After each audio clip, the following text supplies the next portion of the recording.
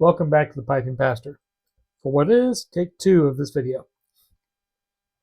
I recorded this earlier this afternoon, which is why I'm not drinking coffee. I'm drinking tonic water because we're into the evening time now. But I recorded the whole video, did the check afterwards, and discovered that my mic cut out halfway through and had no idea. So, no sound the entire second half of the video. But my youngest daughter had a fencing tournament today, so I had to rush off to that. I've been there all day. Well, not all day, from noon to about 6, which is where it is right now. So, I'm here to do section 2, or retake of this one. And for this, in my Boswell billiard pipe, I am enjoying some of my Indaba mixed with a little Dark Fire Kentucky.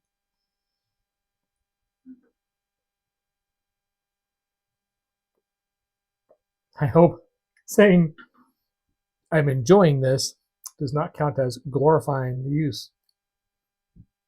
But hey, if it does, whatever. I'm not really all keyed up about that. I mean, I seriously doubt YouTube's going to go through every video that's ever been posted and then filter out the ones where we glorify the use of tobacco.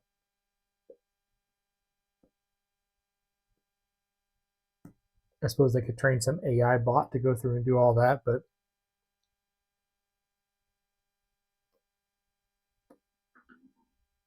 in reality, I don't think that's going to happen. But even if it does, I have copies of all my videos saved on my hard drive. So, because one of the reasons I do this channel, of course, for the community, connecting with the community, sharing my thoughts, and commenting back and forth and so forth.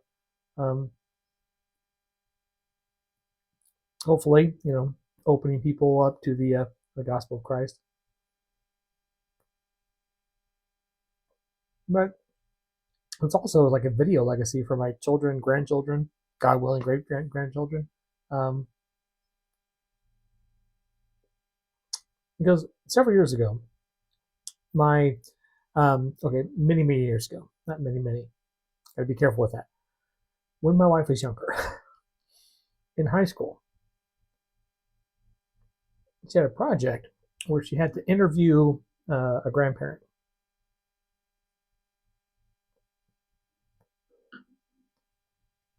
About what life was like when they were kids and so on and so forth, and what it was like for them growing up.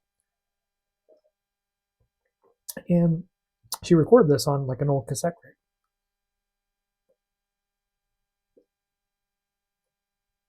So I think, probably 8-9 years ago, we were visiting her mom, and we found in this old box of high school stuff that her mom still had in the basement this tape of the interview she did with her grandmother, who has long since passed. I think her grandmother passed away in 98 or 99, so 26 years ago. But the reaction from my mother-in-law, when she actually heard the voice of her mom, and being able to have my kids listen to, their great grandma speaking, that connection, just that of a real voice, not something just written and not just pictures, but that live voice, really had a resonant emotional connection for them.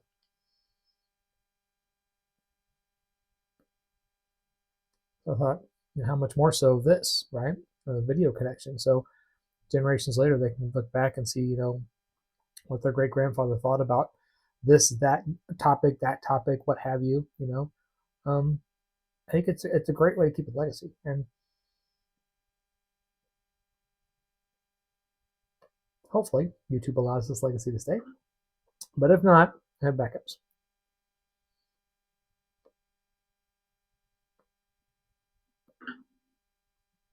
But I also encourage you, if you have a channel, then keep backups for yourself for that same reason. Or if you don't have a channel, maybe you should consider having one. If nothing else, a video diary for generations later. But that's not our chief topic for today. As I mentioned, I got the Silmarillion along with the Hobbit and the Lord of the Rings as a present recently, and so I've been reading the Silmarillion, and it's really, really good. I'm very much enjoying it. And the Silmarillion is a cosmology, a creation, narrative of Middle Earth. And so, spoiler alert, I'm going to talk a little bit about the book because I think the parallels that we can see between the Christian creation. Now, I think there's some Norse mixed in there and some Greek mythology and things like that as well. But there's a strong resonance with the Christian creation narrative in a couple of different ways. And so I think that is important for reasons I'll get to in a second. But in the Silmarillion, you have the primary god, the chief god, like it would be God in Christian theology. And the name of this god is Iluvatar. Iluvatar begins creating the universe by creating the Valar, which are you can think of as like angel type figures, and then teaches them how to sing. He sings them into existence and then teaches them how to sing. And so they each take a different part in harmony, and they're all learning how to sing and learning to sing with each other and things like that, and create this great music that's kind of directed by Iluvatar, but they're taking a part in it and having some kind of creative influence. Well, the greatest, the most beautiful, the most talented, the strongest of the Valar is Melkor. And Melkor decides that he wants to have the creative influence that Iluvatar has. So he starts singing in a discordant fashion on purpose, like singing off key, you can think of it that way. And because he's doing that, and because he's the greatest, the most beautiful, the most powerful, some of the other Valar start going along with him and singing these discordant notes. And so Iluvatar corrects him once, corrects him twice, and then he keeps singing these discordant notes, and finally Iluvatar casts him down. And that's when the Valar discover that the song they've been singing is creation being spoken into existence through this song. So those of you who are familiar with the Christian creation narrative from Genesis 1 and 2 will already see several different similarities there in terms of creating the hierarchy of elves, and and Lucifer being the grandest and most beautiful of the elves, and rebelling against God, and God casting Lucifer down, and part of the angels falling with Lucifer.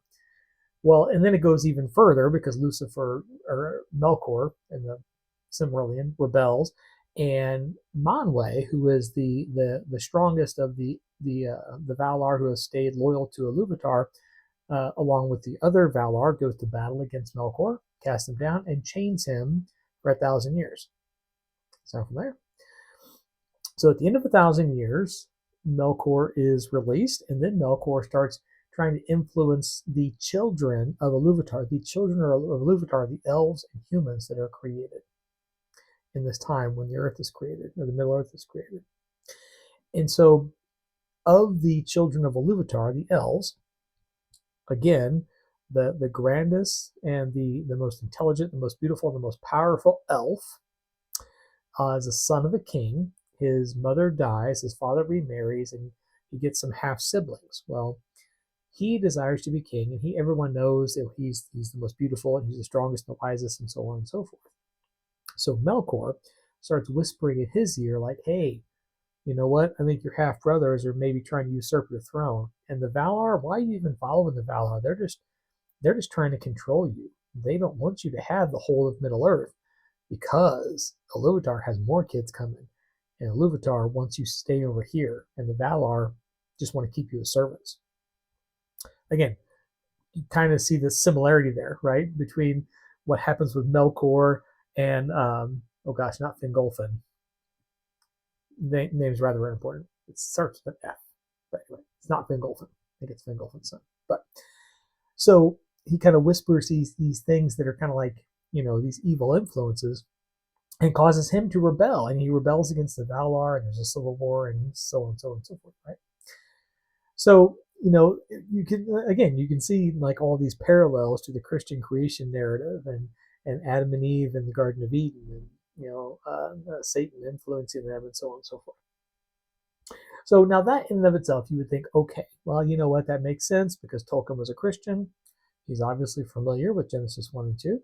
When he's writing this story, he's probably thinking about, Norse mythology, Greek mythology, which is mainly influenced by Christian theology because that's his faith tradition. And that's where it gets, to my mind, the most interesting.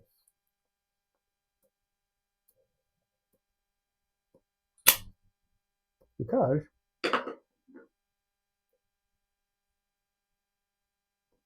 Tolkien was dead set against mixing real world stuff with fantasy world stuff.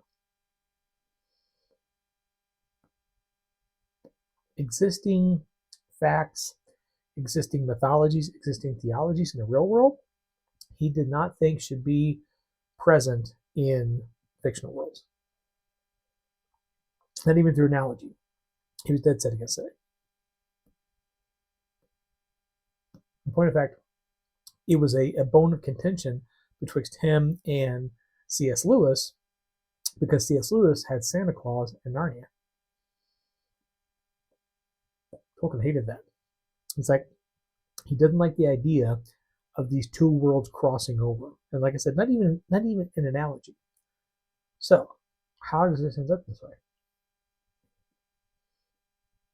Because anybody on the face of it can see the similarities, the parallels between the Christian creation narrative in Genesis 1 and 2. But if Tolkien was dead set against that, then how did it show up that way? You could say it was unconscious bias, right? That's his background, that's what he's aware of, so he just wrote it without thinking about it. But Tolkien was a linguist, and obviously a very accomplished writer, a very studious man. So the idea that unconscious bias would show up so prevalently in his own writing without him noticing is, unlikely. Because he was a professor at Oxford, so they had to be aware of academic bias to teach against it, right? So this is where I think the Polkinghorne is a science and religion scholar. This is where I think Polkinghorne. Oh, now I'm losing battery power. Hopefully this keeps going. Really helps us out, because Polkinghorne says that epistemology models ontology. So the way we think is modeled on the ontological source of that thought. So if our basic understanding of reality is modeled by the one who has modeled reality, and as such, even when we try to create, because we are not the creator, we are the created. When we try to create, our creation reflects that which the Creator has made. So everything we do, everything that we engage in, reflects the glory of the Lord, like the Bible says. We all beholding as in a glass the glory of the Lord, transformed into that same image. And I think it's just a wonderful thing to see it happen in the creative writings, of Tolkien. So, but like I said, I just got the battery warning on here. I don't want to have to record this a third time. So I'm going to leave it there. I'm going to be off for a couple weeks. I'm taking another little mission trip for a wee while. So I won't see you for a couple weeks. When I get back, hopefully I'll have some more stories to share. So in the meantime, have a great week. As always, happy reading.